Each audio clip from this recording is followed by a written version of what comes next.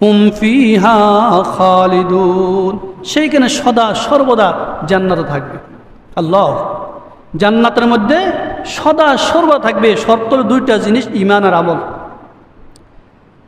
আজকে দুনিয়াতে আমার কোরআন কারীমের আলোচনা, আল্লাহ রসুলের হাদিসের আলোচনা আমার এই কানে ঢুকে ওই কান দিয়ে বাইর হয়। আলোচনাটা করা হয় কেন? আমার এই অন্তরের মধ্যে যে পাপাচার আছে, আমার অন্তরে যে গুনাহ আছে, আমার অন্তরে যে মরুচিকা আছে, ওই মরুচিকা যেন দূর হয়। কি হয়? মরুচিকা যেন দূর হয়, যেন অন্তরটা যেন ফ্রেশ হয়, আল্লাহর হুকুম যেন আমি আদায় করতে পারি, আমার ঈমান যেন তরুতাজা হয়। এই জন্য কোরআন কারীমের আলোচনা, এই জন্য পরকাল সম্পর্কে হুঁশিয়ারি করা, দুনিয়ার অন্যায় অপরাধ থেকে মানুষকে রক্ষা করার ব্যবস্থা করা। এই জন্য কোরআন কারীমের আলোচনাটা করতে হয় দৈনন্দিন। যখন কোরআন কারীমের আলোচনা যখন আমরা শুনব, তখন আমাদের অন্তরটা কি হবে? নরম হবে। আলহামদুলিল্লাহ, আলহামদুলিল্লাহ ওয়াকাফা ওয়া সালামুন আলা ইবাদিহিল্লাযীনা ইসতাফা। আম্মা বা'দ, ফাআউযু বিল্লাহি মিনাশ শাইতানির রাজীম। বিসমিল্লাহির রহমানির রহিম। والذين آمنوا وعملوا الصالحات لا نكلف نفسا إلا وسعها أولئك أصحاب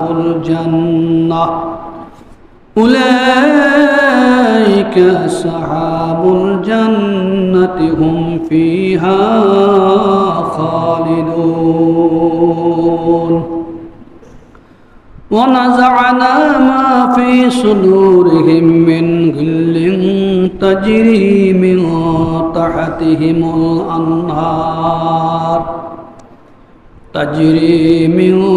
تحتهم الأنهار وقالوا الحمد لله الذي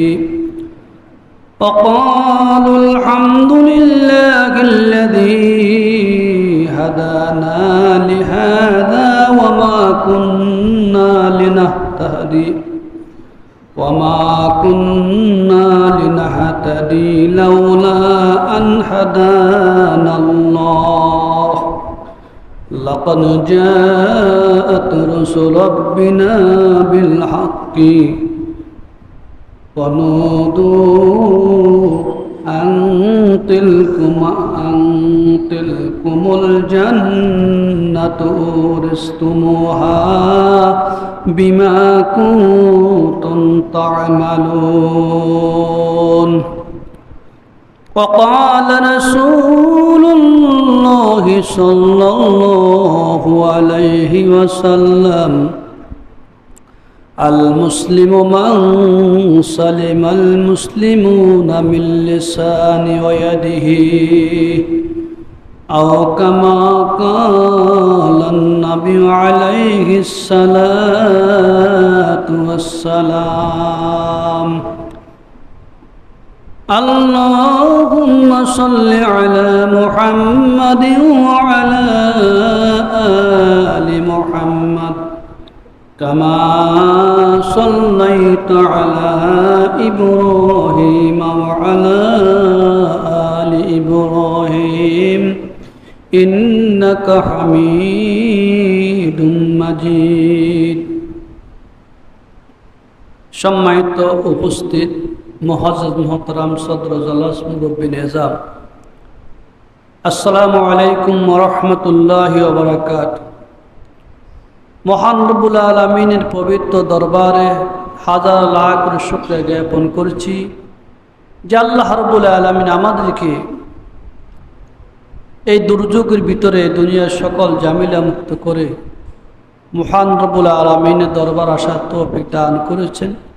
এই যে আমরা সকলে অন্তরস্থল থেকে প্রভুর দরবারে শুকরিয়া জ্ঞাপন আলহামদুলিল্লাহ, দরুদ ও সালাম প্রেরণ করছি মানবতার বিশ্ব নবী মুহাম্মদ রাসূলুল্লাহ সাল্লাল্লাহু আলাইহি ওয়াসাল্লাম উপর, যাকে মহান রব্বুল আলামিন আমাদের জন্য একজন মহান নবীর রূপে প্রেরণ করেছে।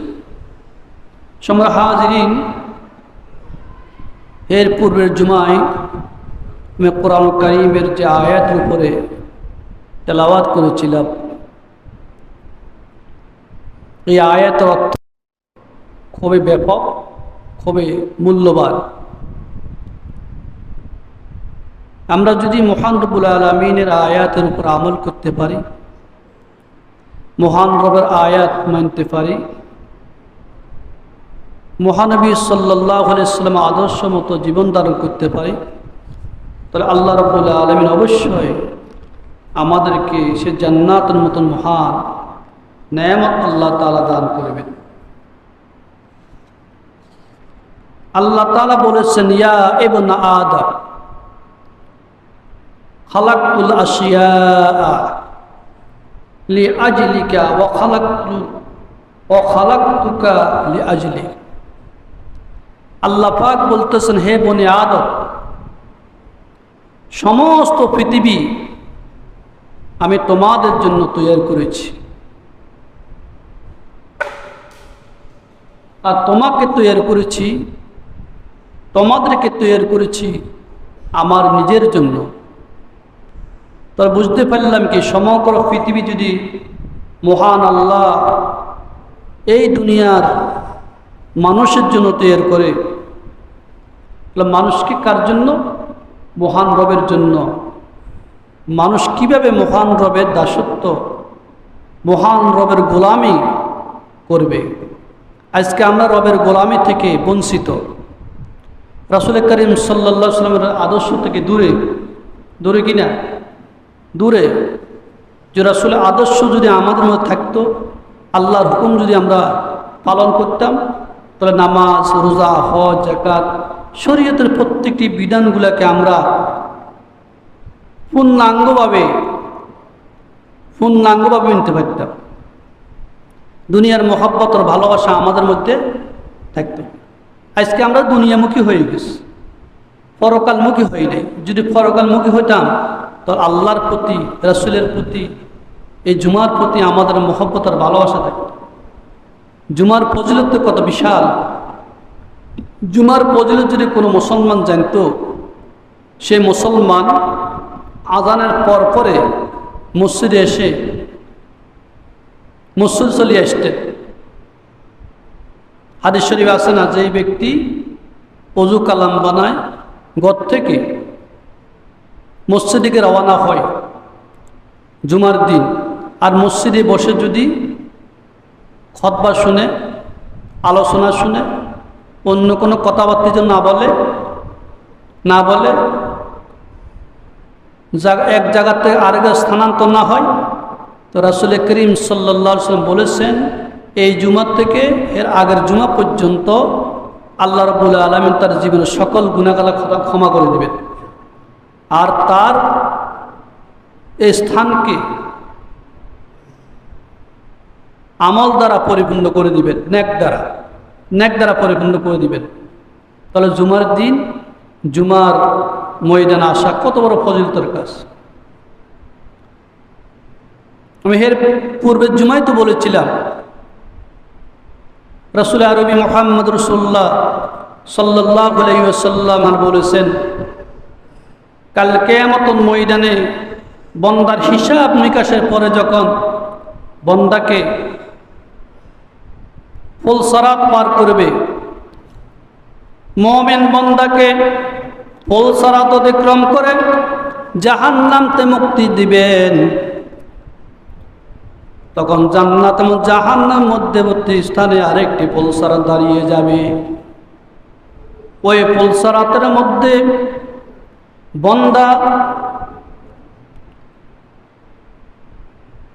বন্দাকে বলা হবে, তুমি তো নামাজ পড়েছো, রোজা রেখেছো, হজ করেছো, যাকাত দিয়েছো, কিন্তু একজন মুমিন যদি পরস্পরে আরেক মুমিনের সাথে যখন লেনদেন থাকে, আর ওর লেনদেন যদি সেই দুনিয়াতে মুক্ত না করে, কাল কিয়ামতের ময়দানে হিসাব নিকাশের পরে ফুলসরাত অতিক্রম করে মুমিন ব্যক্তিকে, ইমানদার ব্যক্তিকে মুক্তি করে যখন জান্নাতের দিকে রওনা হবে, তার মধ্যে যে ফুলসরাত দাঁড়িয়ে যাবে, সেই ফুলসরাতের মধ্যে বলা হবে, তোমার দুনিয়াতে তোমার যে বন্ধুর, যে ভাইয়ের সাথে লেনদেন ছিল, ওই লেনদেন থেকে মুক্ত হও। যখন এক বন্দা আরেক বন্দার সাথে লেনদেন করে, লেনদেন শেষ করে মুক্ত হবে, তখন আল্লাহ রাব্বুল আলামিন অনুমোদন করবেন, যাও যাও তোমার জান্নাতে দিয়ে চলে যাও। তাহলে বোঝা গেছে কি, লেনদেন শেষ হওয়া ব্যতীত, লেনদেন শেষ হওয়া ব্যতীত এক কদমও সামনের দিকে অগ্রসর হতে দেওয়া হবে না। আমি তো বলেছিলাম, একটা এক্সাম্পল দিয়েছি। আপনার মামলা হাইকোর্টে গেছে, হাইকোর্ট থেকে বা মুক্তি পেয়েছেন, এরপরে সুপ্রিম কোর্টে আরেকটা মামলা আছে, সেই মামলার থেকে তো আপনি জামিন হন নাই, আপনাকে সেই মামলার জন্য জামিন দেওয়া হয় নাই, দ্বিতীয়বার আপনাকে জেলখানায় ঢুকানো হয়েছে। এইভাবে করে একজন মানুষের শত শত মামলা, এক মামলার থেকে খারিজ হলে আরেক মামলায়, এক মামলার থেকে মুক্তি পেলে আরেক মামলায়। তো দুনিয়াতে যদি এক মামলার থেকে মুক্তি হয়ে আরেক মামলা যদি ধরা খায়, তাহলে কাল কিয়ামতের ময়দানে বান্দা আল্লাহর হুকুমগুলা মানার পরে, ইবাদত বন্দেগী করার পরে, হাসর ময়দানে হিসাব নিকাশের পরও যদি, হিসাব নিকাশের পরে যখন জান্নাতে রওনা হবে, ওই জান্নাতে যাওয়ার পূর্বে দ্বিতীয় ফুলসরাত দাঁড়িয়ে যাবে। ওই ফুলসরাতের মধ্যে এক বন্দা আরেক বন্দার লেনদেন শেষ করতে হবে। আল্লাহ, এই জন্য আল্লাহ রাব্বুল আলামিন কুরআন কারীমের এই আয়াতে বলছেন, দুইটা জিনিস, ঈমান আর আমল। ঈমান আর আমলকে যদি আমরা মজবুত করতে পারি, তখন আমাদের আর কোনো সুখের সীমা থাকবে না। ঈমান আর আমল যদি মজবুত না হয়, ঈমান আর আমলের মধ্যে যদি ঘাটতি থাকে, তখন আমাদের দুঃখের কোনো সীমা থাকবে না। এই জন্য আল্লাহ রাব্বুল আলামিন কুরআন কারীমের মধ্যে ঘোষণা করেন, ওয়াল্লাযীনা আমানু ওয়া আমিলুস সালিহাতি লা নুকাল্লিফু নাফসান ইল্লা উসআহা উলাইকা আসহাবুল জান্নাতি হুম ফিহা খালিদুন। একটু কমাই দাও। নিশ্চয় সমস্ত ব্যক্তি যারা ঈমান এনেছে, আমল সালেহ করেছে, অত্যন্ত নেক আমল করেছে, লা নুকাল্লিফু নাফসান ইল্লা উসআহা, আল্লাহ রাব্বুল আলামিন তার সাধ্যের বাইরে তার উপরে তার কোনো বোঝা চাপিয়ে দেন না, বা কোনো কাজ, কোনো দায়িত্ব তাকে চাপিয়ে দেন না।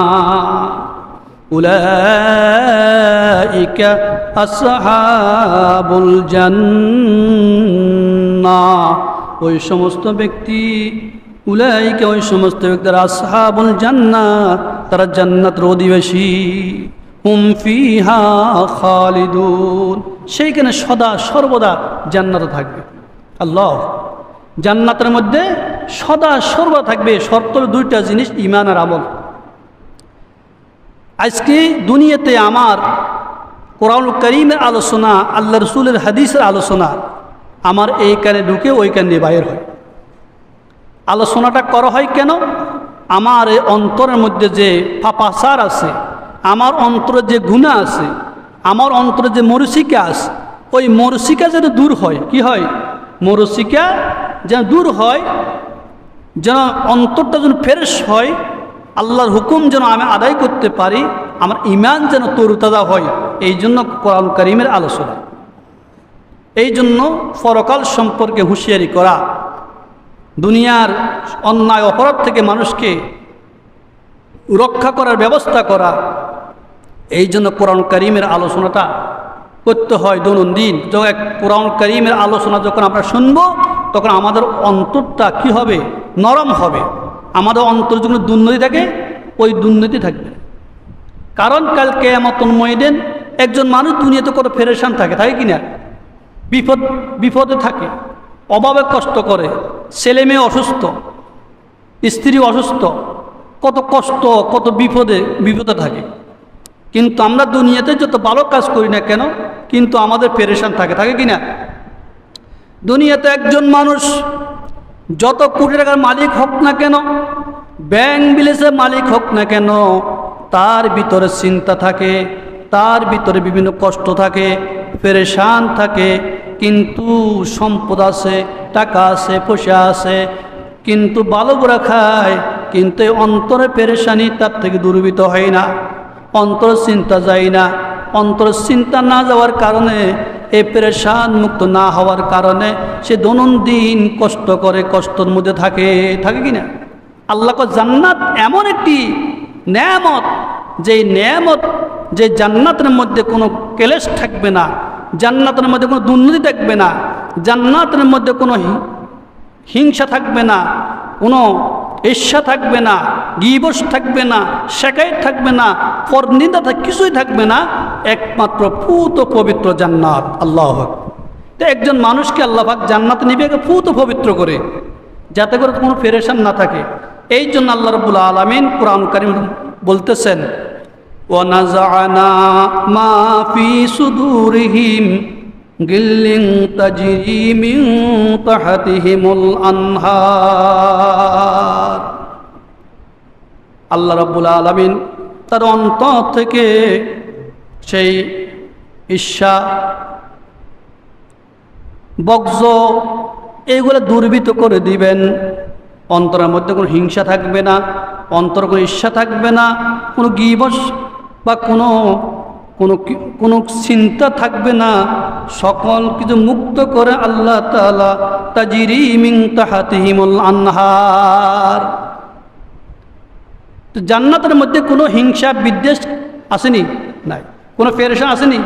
নাই। কোনো পেরেশান নাই, কোনো চিন্তা করা লাগবে না, মানে টেনশান মুক্ত থাকবে। দুনিয়া তো টেনশান আছে কি না? দুনিয়াতে টেনশান আছে না? আছে। সকাল থেকে সন্ধ্যা পর্যন্ত সে যত কাজ করুক না কেন তার একটা টেনশান থাকে, মানে তার কোনো কাজ পরিপূর্ণ হয় না নাকি। হয়তো ছেলে অসুস্থ, হয়তো স্ত্রী অসুস্থ, হয়তো কোনো সমস্যা আছে, কাজের লেনদেন আছে, একটা না একটা টেনশান থাকে। কিন্তু আল্লাহ জান্নাতের মধ্যে কোনো টেনশান নাই। জান্নাত পুত পবিত্র, আল্লাহ যা চাইবেন তা দিবেন। এই যে আল্লাহ বলতেছেন, মা তাস্তাহি আনফুসুকুম ওয়া লাকুম ফিহা মা তাদউন নুজুলাম মিন গাফুরির রহিম। বান্দা জান্নাতের মধ্যে যা চাইবে, মা তাস্তাহি আনফুসুকুম, যা চাইবে আল্লাহ তার আশা পূরণ করবে। সেইখানে তাকে যে যা চাইবে তাই দিবে। যেই নাজ ও নেয়ামত ভোগ করতে যায় সেই নাজ ও নেয়ামত আল্লাহ তাকে সেঙে দিবে। ওয়ালাকুম ফিহা মা তাদউন নুজুলাম মিন গাফুরির রহিম। আল্লাহ তাকে জান্নাতুল ফেরদাউসের মেহমানদারি করাবে। আল্লাহ এমন জান্নাত আল্লাহ তাকে দিবে, তাহলে সেইখানে কষ্ট নেই। তো এই জন্য এই জান্নাতে যাইতে হলে দুনিয়াতে আমাকে একটু কষ্ট করতে হবে, মেহনত করতে হবে, ইমানের সাথে সাথে আমলও সওয়াল করতে হবে, নেক কাজ। তো এই জন্য আল্লাহ রাব্বুল আলামিন যখন জান্নাতবাসীর জান্নাত দিবে, ওই জান্নাতের তলদেশে আল্লাহকে নহর বয়ে থাকবে, তাজরি মিন তাহতিহিমুল আনহার। আমার বান্দাকে আমি এমন এক জান্নাত দান করব যে জান্নাতের তলে নহর ফয়দ থাকবে। নহর তো পুকুর, নদ নদী, বিশাল বিশাল সাগর, বিশাল বিশাল নদী, হাউজে কাউসারের পানি থাকবে, সেখানে দুধ থাকবে, সেখানে শরাব থাকবে, সেখানে মধু থাকবে। এক একটা নহর আল্লাহ পাক বান্দার জন্য সে তৈরি করে রাখবে। আল্লাহ, শরাব তো দুনিয়াতে হারাম কিন্তু জান্নাতে হালাল। কিন্তু জান্নাতের শরাব দুনিয়ার শরাবের মতো নয়। জান্নাতবাসীরা যখন জান্নাতে নাজ নেয়ামত পাবে তখন তারা বলবে, ক্বালুল হামদুলিল্লাহিল্লাযী হাদানা লিহাযা ওয়ামা কুন্না লিনাহতাদি লাউলা আন হাদানাল্লাহ।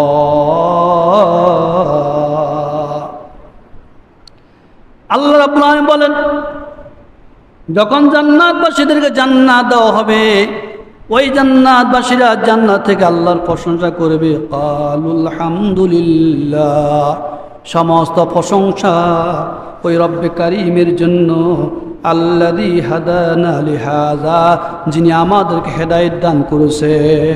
হেদায়েত বহুত বড় নেয়ামত। হেদায়েত ছাড়া আল্লাহর পরিচয় পাওয়া যাবে না। হেদায়েত না দিলে জান্নাতের পথে আসা যায় না। এই জন্য তারা বলতেছেন, আল্লাহ আমাদেরকে হেদায়েত দান করেছেন। আমরা তো আবু লাহাবের মতন কাফের হতে পারতাম, উতবা শাইবার মতো হতে পারতাম, আবু জহেলের মতন কাফের হতে পারতাম, ওই যে ফেরাউনের মতন কাফের আল্লাহ আমাদেরকে বানাইয়া জাহান্নামে নিতে পারতেন না? পারতেন। এই জন্য তারা আল্লাহর প্রশংসা করবে আর বলবে, ওয়ামা কুন্না লিনাহতাদি লাউলা আন হাদানাল্লাহ, আমার রব যদি আমাদেরকে হেদায়েত না দিতেন, সঠিক পথ না দেখাইতেন, আমরা তো সঠিক পথ পাইতাম না। কারণ লাকাদ জাআত রাসূল রাব্বিনা বিল হাক্কি ওয়া নুদু ইন তিলকুমাল জান্নাহ। তারা বলবে, অবশ্যই আমাদের কাছে আল্লাহর রাসূলগণ নবীগণ যা নিয়ে এসেছেন তা তো সত্য, মিথ্যার কোনো অবকাশ নাই। অনুদু, তাদেরকে ডাক দেওয়া হবে, ইনতিল কুমাল জান্নাতু রিস্তুমুহা বিমা কুনতুম তা'মালুন, তোমরা যাই আমল করেছো এই আমলের কারণে আল্লাহ তোমাদেরকে জান্নাতুল ফিরদাউসের ওয়ারিস বানাই দিলেন। আল্লাহ, দুনিয়াতে আপনি যে আমল করবেন ওই আমলের কারণে জান্নাতুল ফিরদাউসের কি মেহমানদারি বানাবেন আল্লাহ তাআলা। তো আমল করতে হলে কি, আমল কি আর্জেন্টিনা আমল করব? আর্জেন্টিনা ব্রাজিল, হ্যাঁ আর্জেন্টিনা ব্রাজিল এদের আমল? হায় হায় হায়, আজকে আর্জেন্টিনার ব্রাজিলকে কেন্দ্র করে লক্ষ লক্ষ যুবকরা জাহান্নামী হয়ে যাচ্ছে। লক্ষ লক্ষ যুবক যুবতীদেরকে জাহান্নামের দিকে নামায় দেওয়া হচ্ছে কি না? আর মেসিকে কেন্দ্র করে শুধু মেসি কি ইহুদি নাসারা না মুসলমান? কি বলেন, ইহুদি নাসারা না মুসলমান? মেসি হলো ইহুদি এবং নাসারা, তারা চির জাহান্নামী, তারা কখনো জান্নাতি হতে পারে না, কখনো জান্নাতি হতে পারে না। আজকে আর্জেন্টিনা খেলাকে কেন্দ্র করে, ব্রাজিলের খেলাকে কেন্দ্র করে লক্ষ লক্ষ মুসলমানদের যুবক যুবতীরা এবং বৃদ্ধরা তাদের নামাজ কালাম আল্লাহর হুকুম ছেড়ে দিয়ে শুধু টিভির পর্দায় বসে রয়েছে একটি মেসির খেলা দেখার জন্য। তো এখন মেসির খেলা দেখার জন্য যে আপনি সেখানে বসলেন, মেসিকে এত মহব্বত করলেন, ভালোবাসলেন, মেসিকে সমর্থন করলেন, এই সমর্থনের কারণে কি আপনি জান্নাতে যাবেন না জাহান্নামে যাবেন সেটা চিন্তা করছেন? এর হলো দাজ্জালের গোষ্ঠী, তারাও দাজ্জাল। এই মেসি দাজ্জালের সম্পূর্ণ সমস্ত কাজকর্ম নিয়ে পৃথিবীতে আবির্ভাব হয়েছে। পৃথিবীর লক্ষ লক্ষ যুবক যুবতীকে দাজ্জালের পথে আহ্বান করছে, দাজ্জালের পথে আহ্বান করছে। এই মেসি একটা যুবক মেসিকে 4 বার বাপ বলেছে, আব্বা বলেছে। সাংবাদিক সম্মেলনে দেখলাম যখন সাংবাদিকেরা তাকে জিজ্ঞাসা করা হলো আর্জেন্টিনার ব্যাপারে আপনার অভিমত কি, সে বলতো আমি আর্জেন্টিনাকে ভালোবাসি, আর্জেন্টিনাকে মহব্বত করি, মেসি আমার আব্বা, মেসি আমার আব্বা, মেসি আমার আব্বা, আমি মেসিকে অন্তর থেকে ভালোবাসি। নাউজুবিল্লাহ। তুমি কি তোমার বাবাকে ভালোবাসো না? না, আমি আমার বাবাকে ভালোবাসি না, আমার মাওকে ভালোবাসি না। তো বাবা এবং মাকে যে ভালোবাসে না, সে একজন ইহুদির বাচ্চাকে ভালোবাসে, মহব্বত করে, তার ইমান আকিদা যদি কুফরি আকিদা হয়, কুফরের দিকে দাবিত হয়, সে কি জাহান্নামী হবে না জান্নাতি হবে? কথা বলেন, জান্নাতি হবে না জাহান্নামী হবে?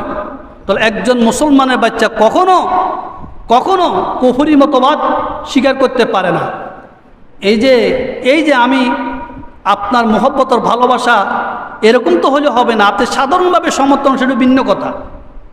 আপনি হাই উল্লাস, তাকে বাবা ডাকেন, সে আমার আব্বা, সে আমার আব্বা। তাহলে আপনি যদি মুসলমানদের যুবক হন, মুসলমানের ছেলে হন, তাহলে আপনার তো ইমান চলে গেছে। আর ইমান চলে যাওয়ার পরে সে যদি মুসলমান কোনো কন্যাকে বিবাহ করে, তাহলে তার বিবাহ তো তালাক হয়ে গেছে, তার স্ত্রী তালাক হয়ে গেছে, গেছে কি না? কারণ মুসলমানদের সাথে কোনো ইহুদি নাসারার সাথে কোনো বিবাহ বন্ধন জায়েজ নাই, কিন্তু হারাম। হারাম কি না? তাহলে আপনার কুফরের কারণে আপনি জাহান্নামী হয়ে গেছে, ইমান চলে গেছে। না ভাই বন্ধুরা, এগুলো করা যাবে না, কখনো করা যাবে না। আজকে অনেক যুবকেরা সকাল নাই, সন্ধ্যা নাই, মানে নমাজ নাই, কালাম নাই, শুধু আর্জেন্টিনার ব্রাজিল, আর্জেন্টিনার ব্রাজিল, অথচ কোনো মুসলমানদেরকে সাহায্য করে না। কোনো মুসলমান খেলোয়াড়দের প্রতি তাদের কি নাই, আন্তরিকতা নাই। কিন্তু তাদের আন্তরিকতা হলো কি ব্রাজিল আর আর্জেন্টিনা। এখন কি তারা কি পাইকারি ধরে জাহান্নামে যাবে না বিএসু যাবে? কথা বলেন, কথা বলেন, কোথায় যাবে? জাহান্নামে যাবে না? জাহান্নামে যাবে, কারণ তার ইমান চলে গেছে। ইমান চলে যাওয়ার কারণ সে কুফরি মতবাদ স্বীকার করেছে। এরা তো আল্লাহ বলতেছে ইন্নাল্লাযীনা কাফারু ফি নারি জাহান্নাম খালিদিনা ফিহা। যারা কুফরি করে, যারা কি করে? কুফরি করে।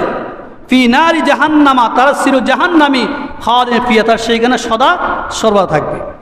আজকে মুসলমানদের আমলের কারণে, মুসলমানদের চলাফেরার কারণে আজকে মুসলমানদের দেশগুলোতে আল্লাহ পাকের আযাব আর গজব শুরু হয়ে গেছে, বসে কিনা? গজব শুরু হয়ে গেছে। আজকে বাংলাদেশের বিশেষ করে মনে করেন চট্টগ্রাম বিভাগের অনেক অঞ্চলগুলো পানির ভিতরে, অনেক অঞ্চল পানির ভিতরে, ঢাকা বিভাগের অনেক অঞ্চল পানির ভিতরে। ওই যে শিক্ষার্থীরা পরীক্ষা দেওয়ার মতন কোনো সুযোগ সুবিধা নাই, দিচ্ছে না। আপনি নেটে দেখলে বুঝতে পারবেন কি যে হাহাকার সেই সমস্ত জায়গাগুলোতে। একটা মানুষ মৃত্যুবরণ করলে তাকে মাটি দেওয়ার কোনো জায়গা নাই, খাওয়ার জায়গা নাই, শোয়ার জায়গা নাই, বসার জায়গা নাই, মানুষ আত্মনাদের ভিতরে আছে। এই যে এই কাজগুলো, এই যে মানুষের বিপদের মধ্যে আছে, বিভিন্ন অঞ্চলগুলো পানির ভিতরে আছে, আমরা কেউ কি চিন্তা করছি? চিন্তা করছি? এই জন্য আল্লাহ বলতেছে এটা মুসলমানদের হাতের কামাই, আমাদের হাতের কামাই। জহারাল ফাসাদু ফিল বাররি ওয়াল বাহর বিমা কাসাবাত আইদিন নাস লিয়ুযীকাহুম বা'দাল্লাযী আমিলু লাআল্লাহুম ইয়ারজিউন। আমার আল্লাহ বলেন জলেমন চলে যা কিছু ঘটে এগুলো আমার হাতের কামাই, হাতের কর্ম। তার থেকে আল্লাহ রাব্বুল আলামিন কিছু না কিছু মানুষকে দেখায় কি না? দেখায়। দেখছেন আজকে বিভিন্ন স্থানে ছাত্রদের পরীক্ষা দেওয়া হচ্ছে না, পরীক্ষা দিতে পারে না। কিন্তু আমাদের তো উচিত ছিল, আমরা মুসলমান ইমানদার ছেলের সন্তান আমাদের সবাই, আমরা এমন কোনো কাজ করব না যেই কাজের কারণে দেশে হট্টগোল সৃষ্টি হবে, নাকি? এমন কোনো কাজ করতে যাব না যেই কারণে দেশে দাঙ্গামা হাঙ্গামা হবে। এমন আমাদের নেতা যারা আছে, আমাদের নেতা, আমাদের মন্ত্রী, আমাদের ডিসি, আমাদের এসপি, আমাদের প্রশাসন, এরা চিন্তা করতে হবে এমন কোনো কাজ করলে যে কাজের কারণে দেশের জন্য হইয়াল্লা শুরু না হয়, দেশের জন্য দাঙ্গামা হাঙ্গামা শুরু না হয়, কোনো জগ্রাফা শুরু না হয়, সেই কাজ আমাদের করতে হবে। মানুষ যদি দাবিত সেই দিকে আমাদেরকে দাবিত হইতে হবে। এখন ভুল হোক, যেভাবে হোক, ভুলও হতে পারে। মানুষ বলতে মানুষের কি আছে? ভুল আছে, ভুলে হতে পারে। যেহেতু শিক্ষামন্ত্রী, বাংলাদেশের শিক্ষা ব্যবস্থা যখন একটা শিক্ষামন্ত্রীর আন্ডারে, উনি যখন এই অঞ্চলগুলা দেখতেছে ফানি আর ফানি, ওই সমস্ত অঞ্চলের পরীক্ষাগুলা বন্ধ রাখা উচিত ছিল। কি ছিল? বন্ধ রাখা উচিত ছিল, বন্ধ রাখেন। আবার পরিপ্রেক্ষিতে ভুলে বলুক বা যে রাগে বলুক, ক্ষোভে বলুক, বলে ফেলছে যে ছাত্ররা এরা হলো ফরমের মোরগ, পরম মোরগ বলে একটা জিনিস। এই কারণে আমাদের ছাত্র ভাইদের ভিতরে অনেকটা ক্ষোভ জাগছে। ক্ষোভ জাগার কারণে তারা বাংলাদেশের বিভিন্ন অঞ্চলে মানে শিক্ষামন্ত্রীর বিরুদ্ধে কি মিছিল, মিটিং, স্লোগান এগুলা করতেছে। তো এগুলা করার কারণে দেশ তো কী হয়ে যাবে? গরম হয়ে যাবে। তো আমরা চাই না আমাদের দেশ গরম হোক, কিন্তু আমাদের খেয়াল করতে হবে যে বিগত 17 বছর পর্যন্ত এই সমস্ত কারণে আমরা দেশে কি শান্তি পাই নাই? তো আল্লাহ আমাদের সকলকে হেদায়েত দান করুক, আমাদের শিক্ষামন্ত্রীদেরকেও আল্লাহ হেদায়েত দান করুক। সামনে যেন সমস্ত কাজগুলো, আমি ওনার ভুলের কথা বলতেছি না, আরে ভুল মানুষের ভুল হতে পারে, ওনার ভুল নয়, যে কিছু এই ভুলের কারণে, হালকা পাতলা ভুলের কারণে যদি কোনো সমস্যা তৈরি হয়, এগুলো তো আমরা সবাই দেয়, এই জন্য এগুলো করতে দেওয়া হবে না। তো এই জন্য আল্লাহ রাব্বুল আলামিন যে আমাদেরকে আপদ বিপদ মুসিবতগুলো দিতেছেন, এগুলো কিসের কারণে হইতেছে? আমাদের আমলের কারণে। কিসের কারণে? আমাদের আমলের কারণে হইতেছে। এই জন্য আমাদের আমলকে মজবুত রাখতে হবে। শুধু একজন মানুষ শুধু নামাজ রোজা হজ জাকাত দিয়ে জান্নাতে যেতে পারবে না, পারবে নি? পারবে না। কথা বলেন, পারবে? কোন মুসলমান নামাজ রোজা হজ জাকাত দিয়ে জান্নাতে যেতে পারবে না। পৃথিবীর সবচেয়ে বড় মানে দরিদ্রতাকে রাসূল বলছেন আমার উম্মতের মধ্যে সবচেয়ে দরিদ্র লোককে, সবচেয়ে মুফলিস ব্যক্তিকে সাহাবায়ে কেরাম প্রশ্ন করা হয়েছে। সাহাবায়ে কেরাম বললেন, ইয়া রাসূলুল্লাহ, যাদের টাকা নাই, যাদের সম্পদ নাই, এরা মুফলিস, এরা গরিব। তখন রাসূল তার প্রত্যুত্তর দিয়েছে। আজকের হাদিসটা আমি একটু আলোচনা করি। আতাদরুনা মাল মুফলিস, আল মুফলিসু ফিনা মান লা দিরহামা লাহু ওয়ালা মাতা। فقال أن المفلس من أمتي يأتي يوم القيامة بصلاة وصيام وزكاة ويأتي قد شتم هذا وقذف هذا। রাসূল করিম সাল্লাল্লাহু আলাইহি ওয়াসাল্লাম সাহাবায়ে কেরামকে বলে, আমার সাহাবীরা, আতাদরুনা মাল মুফলিস, তোমরা কি জানো মুফলিসকে, নিঃস্বকে, দরিদ্রতাকে? আমরা দরিদ্র সম্পর্কে জানি, যার টাকা নাই, যার পয়সা নাই, যার সম্পদ নাই। এত গরিব আমাদের দেশে, গরিব না? যার টাকা নাই, যার মাল নাই, সম্পদ নাই, এর তো আমরা গরিব মনে করি। এ গরিব, টাকা আমরা উক্তের ভিখারি মনে করি না? তো সাহাবায়ে কেরাম বললেন, আল মুফলিসু ফিনা মান লা দিরহামা লাহু ওয়ালা মাতা। রাসূল করিম সাল্লাল্লাহু আলাইহি ওয়াসাল্লামকে সাহাবায়ে কেরাম রাসূলের প্রশ্নের জবাব দিলেন, ইয়া রাসূলুল্লাহ, আল মুফলিসু ফিনা মান লা দিরহামা ওয়ালা মাতা। ইয়া রাসূলুল্লাহ, মুফলিস, নিঃস্ব, গরিব, দরিদ্র ওই ব্যক্তি, লাহু লা দিরহামা লাহু, তার জন্য কোনো টাকা নাই, দিরহাম নাই, কি নাই? টাকা নাই, ওয়ালা মাতা, যার কোনো সম্পদ নাই, সেই ব্যক্তি হলো দরিদ্র, হতভাগা। রাসূল করিম সাল্লাল্লাহু আলাইহি ওয়াসাল্লাম বললেন, ফাকালা ইন্নাল মুফলিসা মিন উম্মতি ইয়াতি ইয়াউমাল কিয়ামাতি বিসালাতিন ওয়া সিয়ামিন ওয়া যাকাতিন ওয়া ইয়াতি ওয়া যাকাতিন। রাসূল করিম সাল্লাল্লাহু আলাইহি ওয়াসাল্লাম বললেন, হে আমার সাহাবায়ে কেরাম, শোনো, মুফলিসকে, দরিদ্রকে, গরিবকে, গরিব ওই ব্যক্তি, যেই ব্যক্তি মিন উম্মতি ইয়াতি ইয়াউমাল কিয়ামা, আমার উম্মতের ওই ব্যক্তি গরিব, ওই ব্যক্তি দরিদ্র, ওই ব্যক্তি হতভাগা, যে কাল কিয়ামতের ময়দানে সালাত, সিয়াম, যাকাত নিয়ে উঠবে।